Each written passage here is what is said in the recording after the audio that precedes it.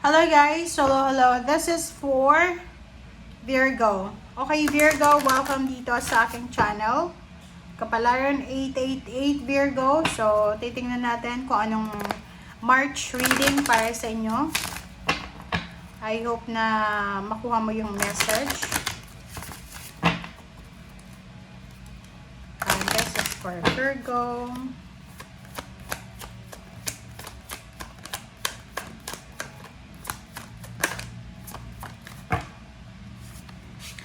Okay, expectation.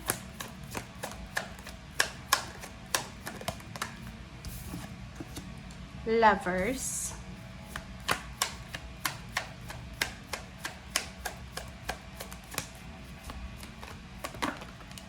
And money. Wow. Okay, Virgo.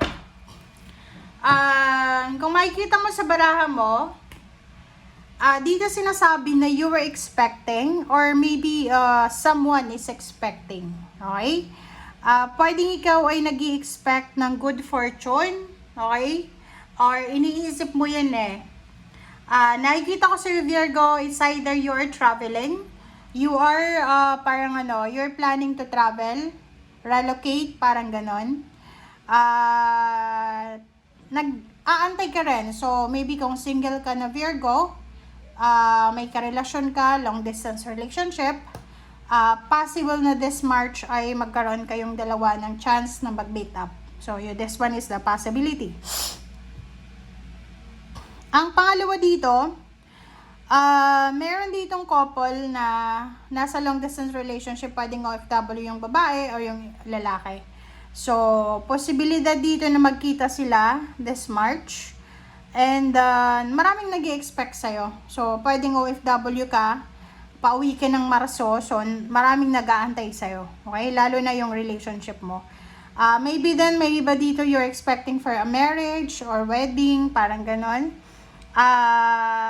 Sinasabi ng baraha dito na this March din, you're expecting for a lump sum of money. So, sudden wealth siya. So, pwedeng, like for example, yun na nga, OFW ka, pwedeng pauwi ka ng Pilipinas, marami kang perang dala, there's a termination fee, or pwedeng merong mga back pay, ganyan. So, sinasabi ng baraha sa'yo dito na maraming magaganda na mangyayari sa'yo this March. Wow, congratulations sa inyo guys.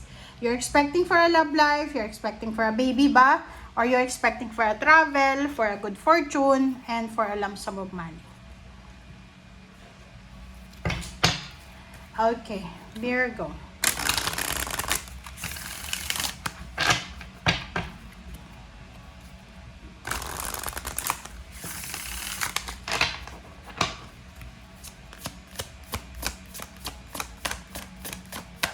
Okay. Princess, you can be your own knight. Wow, Virgo. So, sinasabi ng baraha sa'yo dito na ngayong Marso, ipapakita mo sa mga tao sa paligid mo na hindi mo sila kailangan. Kumbaga this March, ipapakita mo, lalo na sa relationship mo, na you will exist kahit na wala siya. Parang gano'n. So, nakikita ko sir dito, pwedeng realization siya. Okay? Realization na hindi mo kailangan ng asawa, hindi mo kailangan ng relationship, or hindi mo kailangan ng katulong. Parang sinasabi ng baraha na ngayong March, magagawa mo lahat ng gusto mo kahit na mag-isa ka lang. Kahit walang katulong or walang kasama. Okay, number 42, 6, homeward. Homeward. Okay, so dito, take yourself out on a date. So, sinasabi ng baraha sa'yo dito na ngayong buwan ng Marso, yun na nga. Sabi ng baraha dito, kung single ka, hindi mo kailangan ng karelasyon para maging masaya. Pwede mong i-date yung sarili mong mag-isa, or kung kaka-break mo pa lang, pwedeng hindi mo naman hahanapin yung partner mo or yung ex mo kasi masaya ka. So, nakikita natin dito na you're happy alone, you're happy sa relationship, basta masaya ka.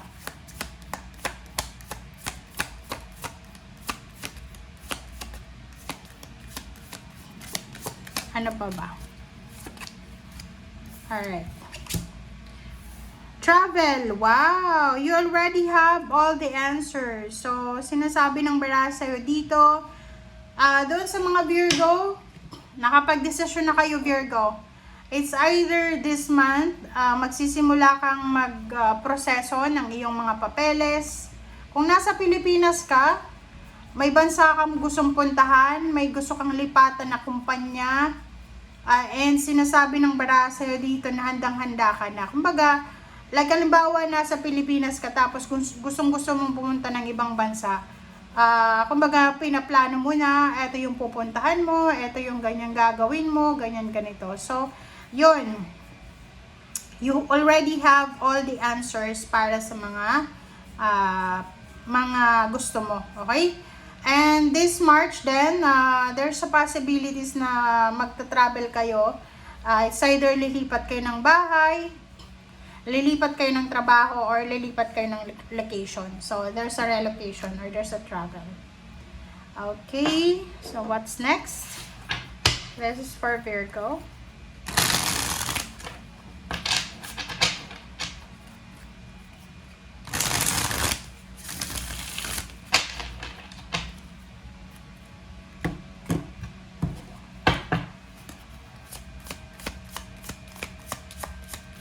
Okay, here we go. 8 of Wands. So, there's a good news coming ngayong March.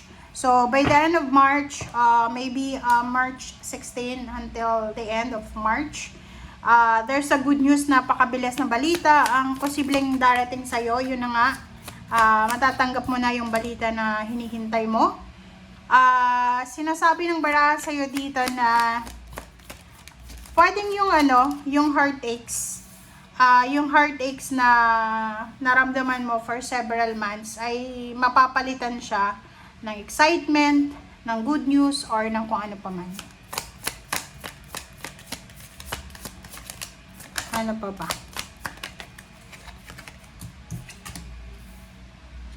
Seven of Pentacles and Six of Pentacles. Ay, kita ko sa'yo dito. Ikaw ba to? May isang tao dito na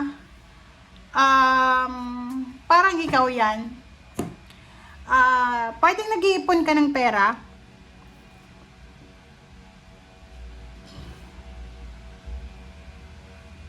Meron ditong nag-iipon. Meron naman nahihingi ng pera. Merong naghihintay ng pera. Meron ditong mag-share ng blessings. Nasaan ka ba dyan? Please comment down below. Kasi itong Four of Pentacles na to, sa buwan ng Marso, nakikita ko sa'yo dito na dito ka magsisimula ng plano. Magpaplano ka ngayong Marso na parang ang gagawin mo is kailangan mo mag-ipon ng pera para matulungan mo kung sino man itong gusto mong tulungan. Kasi nag-expect siya eh. So, pwedeng anak ka, okay, your parents, your siblings, ay nag-expect sila ng tulong galing sa'yo. So, eto siya. Eto yung messages na sinasabi sa'yo na ang dami-dami mong marirealize ngayong buwan ng Marso.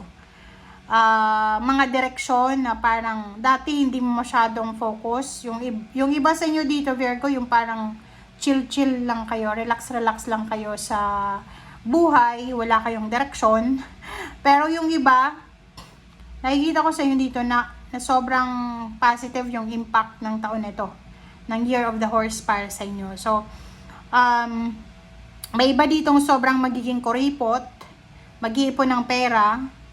May iba ditong nakafocus siya para sa pag-iipon para sa kanyang anak, sa kanyang parents, or pwedeng sa pag-build ng kanyang empire, business, parang ganon. And meron din dito na Virgo na posibleng ikaw ay humihingi ng tulong, pwedeng sa kapamilya mo, sa kapatid, or kung kanino man siya, humihingi ka ba ng advice or tulong kung paano ka mag-start ng business, or kung paano ka makakapunta ng ibang bansa. So please comment down below if you resonated. Nakikita ko sa'yo dito na lahat ng mga pagtsatsaga mo, lahat ng pag-iipon mo, ay magkakaroon yun ng positive result. So, just keep going lang. Okay? Huwag kang tumigil sa kung ano tong ginagawa mo. Okay? Thank you guys. Bye!